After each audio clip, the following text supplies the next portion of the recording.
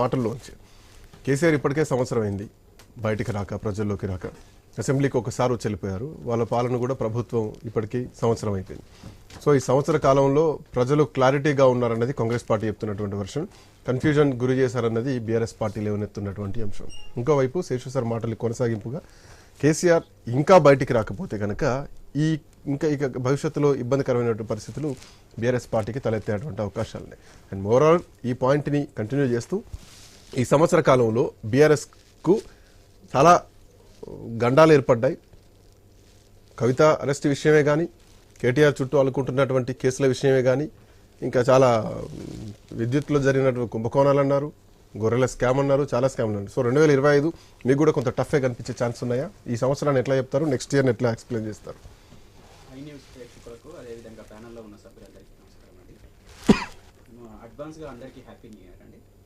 కొంచెం నవ్వుకుంటూ చెప్పండి, పర్వాలేదు, ప్రతిపక్షంలో ఉన్నా కానీ. అయితే నవ్వే రోజులు లేవు కాబట్టి నవ్వట్లేదు. ఎందుకనంటే కాంగ్రెస్ పార్టీ ఈ సంవత్సర కాలంగా చేసిన పరిపాలన ఇది ప్రజాపాలన కంటే కూడా ప్రజా దగా పాలన జరిగిందని చెప్పేసి అయితే మేము చెప్పదలుచుకున్నాం. మార్కుల విషయానికి వస్తే మాత్రం 10 మార్కులు వేయగలుగుతున్నాం. ప్రజా వ్యతిరేకమైన పరిపాలనే ఎక్కువగా ఉంది. 90% ప్రజా వ్యతిరేక పాలన ఉంది, 10% మాత్రమే ప్రజలకు అనుకూలంగా ఉందని చెప్పేసి చెప్తున్నాం. ఎందుకంటే 2024లో వాళ్ళు అధికారంలోకి వచ్చిన తర్వాత రైతు భరోసా దగ్గర నుంచి, రైతు రుణమాఫీ దగ్గర నుంచి, విద్యార్థులకు ఇస్తానన్న లక్షల రూపాయలు కానీ, అదేవిధంగా మహిళలకు ఇస్తానన్న డబ్బులు కానీ, రకరకాల హామీలు వాళ్ళు చాలా ఇచ్చి ఉన్నారు. ఇచ్చి ఉన్నప్పటికీ కూడా వేటిని కూడా వాళ్ళు అమలు చేయకపోగా ఎక్కడ ఇవి అమలు చేయాల్సి వస్తుందో అని చెప్పేసి భావించి ఒక డైవర్షన్ పాలిటిక్స్ని వీళ్ళు తీసుకొచ్చారు. దాంట్లో భాగంగానే టీఎస్ని టీజీ చేయటం, అదేవిధంగా హైడ్రా తీసుకురావడం, అదేవిధంగా మూసీ ప్రక్షాళనం తీసుకురావడం, ఈ ముఖ్యమైన ఈ కార్యక్రమాలు ఈ దాంతో చేయడంతో మొత్తం ప్రజల యొక్క ఆలోచనని డైవర్ట్ చేయాలని చెప్పేసి అంటే కాంగ్రెస్ పార్టీ చాలా చాలా సీరియస్గా ప్రయత్నం చేసింది. కానీ వాళ్ళు తీసుకున్న నిర్ణయాలే వాళ్ళకి శాపాలుగా మారిన పరిస్థితి ఈరోజు కనబడతా ఉంది. మీరు ఉదాహరణకు హైడ్రా తీసుకుంటే, హైడ్రాలో ప్రజల బతుకులు కూలిపోతున్న పరిస్థితి. ప్రతిపక్ష పాత్ర ఎక్కడ ఉంది అన్నది ఇంకొక పాయింట్. నేను అటే వస్తున్నాను శ్రీకాంత్ గారు. వ్యతిరేకత ప్రజల్లోకి పోయిన తర్వాత ప్రతిపక్షం యాక్టివ్ అవుతుంది, లేదంటే ప్రతిపక్షం ముందుగానే వీటి సమస్యలను బయట తీసుకొస్తుంది? మేము ప్రతిపక్షంగా నేను వాటికి కూడా సమాధానం చెప్తాను. ఈ మూసీ నది ప్రక్షాళన కావచ్చు, హైడ్రాతో పరిపాలన కావచ్చు, ఈ రోజు కూడా పాపం రోడ్డు మీద ఖాజాగూడలో రోడ్డు మీద పడేసిన కుటుంబము, ఒకవైపు తల్లి కూలిపోయిన ఇల్లు వైపు ఉంటే పాప ఆకలేస్తుందని చెప్పేసి కడుపు వైపు చూపిస్తున్న పరిస్థితి ఈరోజు కనబడతా ఉంది. ఇంత దయనీయమైన పరిస్థితిలో పరిపాలన కొనసాగుతుంటే, నిర్దాక్షిణ్యమైన పరిపాలన కొనసాగుతుంటే, ఇది మంచి ప్రభుత్వం అని చెప్పేసి దీనికి 50 మార్కులు ఇస్తానని చెప్పేసి బీజేపీ వాళ్ళు అనడము, అదేవిధంగా నందారెడ్డి గారు మాట్లాడడము, ఇది హాస్యాస్పదంగా నాకు అనిపిస్తా ఉంది.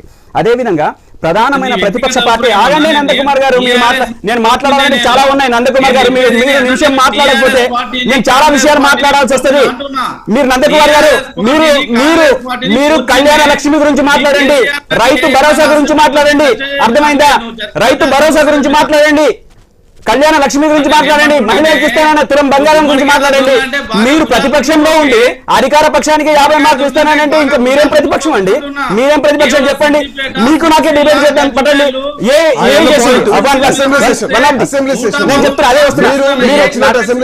మీరు నందకుమార్ గారిని సైలెంట్ గా ఉండమంటే నేను విషయాలు మాట్లాడతా. లేదు అనుకోండి, నేను కౌంటర్ చేస్తా. నేను కౌంటర్ చేసినాక ఆయన తట్టుకోలేడు. నేను కౌంటర్ మాట్లాడతాడా? మాట్లాడమని చెప్పండి. మీరు ఏం మాట్లాడతారో మాట్లాడండి.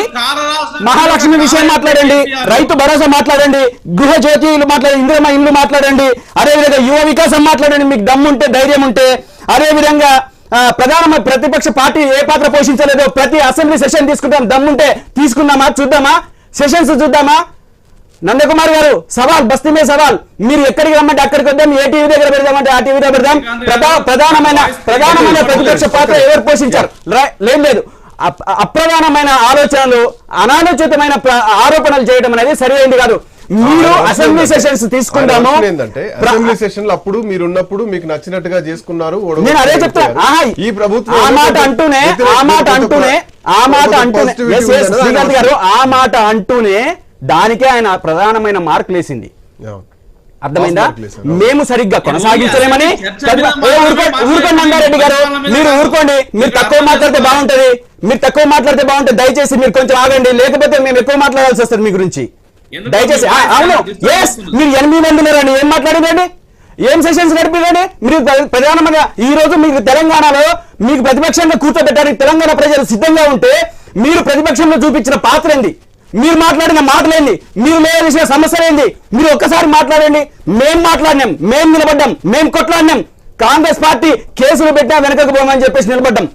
మీరు మాట్లాడేది మీరేం మాట్లాడకండి కాసేపు దయచేసి.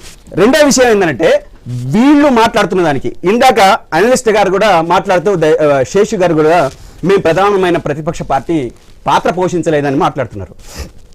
అంటే తను కేసీఆర్ గారు అసెంబ్లీకి రాలేరేమోనని చెప్పేసి అట్లా భావించి అట్లా మాట్లాడిండొచ్చు. కానీ కేసీఆర్ గారి పాత్రని ఖచ్చితంగా ఫుల్ఫిల్ చేసే విధంగా కేటీఆర్ గారు అదేవిధంగా హరీష్ రావు గారు పూర్తిగా సెషన్ లో జరుగుతున్న చర్చని ఏ చర్చ జరిగినా దానికి సమాధానం చెప్పడము, అదేవిధంగా ప్రభుత్వాన్ని నిలదీసే విషయంలో కావచ్చు, అది హైడ్రా విషయం కావచ్చు, మూసీ విషయం కావచ్చు, ఇంకా ఏ విషయమైనా సరే తీసుకొని మాట్లాడడంలో ప్రధాన పాత్ర పోషించింది. నాకు ఆయన మాటలు నాకు సరిగ్గా వినబడట్లేదు, లేకపోతే అది కౌంటర్ చేస్తాను, నేను కౌంటర్ చేస్తా. నందారెడ్డి గారు మీరు కాసేపు ఊరుకుంటే మీరు కాసేపు ఊరుకుంటే మంచిది, మీరు కాసేపు ఊరుకుంటే మంచిది. మీరు ఊరుకోరా? చెప్పండి, మీరు ఊరుకోరా? మీ పాత్ర చెప్పండి, మీరు అసెంబ్లీలో మీ పాత్ర చెప్పండి, మీ అసెంబ్లీలో మీ పాత్ర చెప్పండి. నందారెడ్డి గారు అసెంబ్లీలో మీ పాత్ర చెప్పండి, మీ ఎమ్మెల్యేలు చేసిన పాత్ర చెప్పండి. ఏంటండి మూలకు కూర్చొని ముసలిలాగా ఏం మాట్లాడిందండి మీరు? ముసలిలాగా ఏం మాట్లాడింది? ఏ సమస్య గురించి మాట్లాడండి? ఒక్క రాకేష్ రెడ్డి తప్పితే మీ వాళ్ళు ఎవరు మాట్లాడింది చెప్పండి అండి. మీరు ఈ రోజు మాట్లాడతారా జనాల ముందుకు వచ్చి? ఒక్క రాకేష్ రెడ్డి తప్పితే ఎవరైనా మాట్లాడినా? మీరు ఏం మాట్లాడుతున్నారండి? మీరు అసలు మీకు అసలు వాయిస్ లేదు.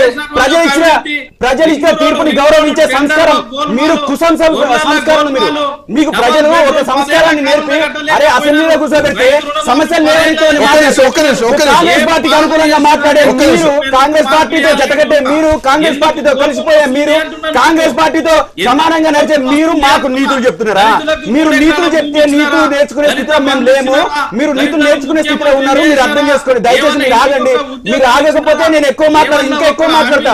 మీరు ఆగకపోతే నేను ఎక్కువ మాట్లాడతాను. నందారెడ్డి గారు మీకంటే నేను ఎక్కువ మాట్లాడతాను నేను చెప్తున్నా. మీరు దయచేసి నోరు మూసుకొని కాసేపు కూర్చోండి. నేను ఎక్కువ మాట్లాడాల్సి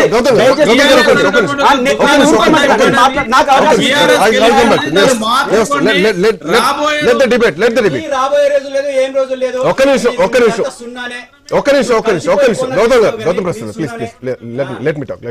నందారెడ్డి గారు 1 సెకండ్, ఒక్క నిమిషం నందారెడ్డి గారు వస్తా ఒక్కసారి. కార్తీక్ ఉన్నాను, మీరు అడిగేటువంటి ప్రశ్నలు ఒక్క నిమిషం వినండి.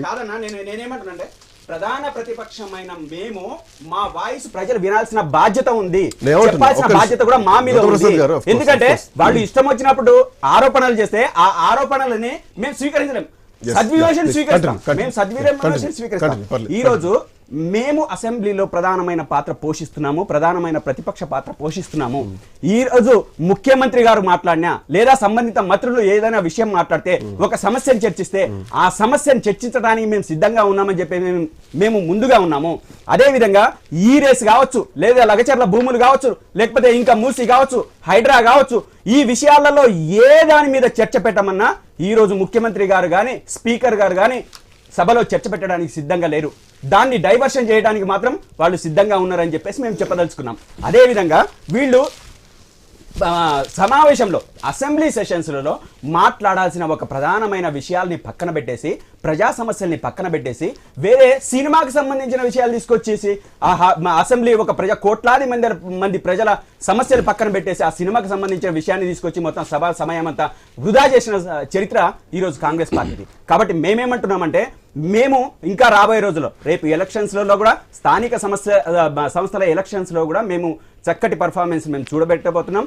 కాంగ్రెస్ పార్టీ వైఫల్యాలు మాకు పునాదులుగా ఏర్పడతాయి. కాంగ్రెస్ పార్టీ ఇప్పటికే ప్రజల్లో మొత్తం ఇక్కడి నుంచి మొత్తం కింద లెవెల్ దాకా పూర్తి స్థాయిలో వ్యతిరేకత ప్రజల్లో ఉంది. ఆ వ్యతిరేకతని అది బీఆర్ఎస్ పార్టీకి అనుకూలంగా మలుచుకుంటాము. తప్పనిసరిగా రాబోయే ఎన్నికలలో మంచి రిజల్ట్స్ ని మేము చూపించడానికి సిద్ధంగా ఉన్నామని చెప్పేసి చెప్తున్నాం. రైట్. కార్తీక్ గారు చర్చ ప్రభుత్వం మీద. ప్రభుత్వం ఏం చేస్తుంది, ఎంత చేస్తుంది, ఇచ్చినటువంటి గ్యారెంటీలు ఏంటి? ప్రసాద్ గారు కార్డులతో సహా పట్టుకొచ్చారు, మొత్తం డిజిటల్ కార్డులు, ఏటీఎం కార్డు